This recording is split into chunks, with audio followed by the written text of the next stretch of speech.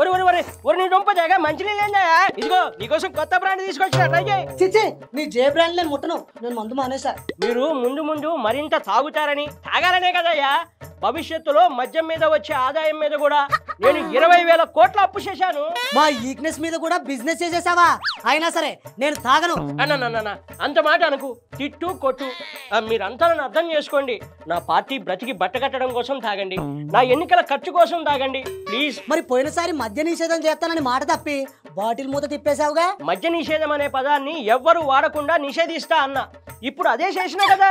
రేపటి రోజున మా వైసీపీ ప్రభుత్వం రాకుండా పోతే నాకు పట్టిన దరిద్రం వదిలిపోద్ది. అరే పూర్తిగా చెప్పని బాబా, ఏ గవర్నమెంట్ వచ్చినా మద్య నిషేధం చేసే అవకాశమే లేకుండా చేసేసిన. అందుకను నిన్ను తుగ్లక్ అనేది. నువ్వు బతకడం కోసం మా బతుకులకు నిప్పెట్టేస్తావా? మా ఉసురు తగిలి పోతావు. నీ ప్రెసిడెంట్ మెడలు, నీ 9 అవర్సులు తాగి సర్వనాశనం అయిపోతావు.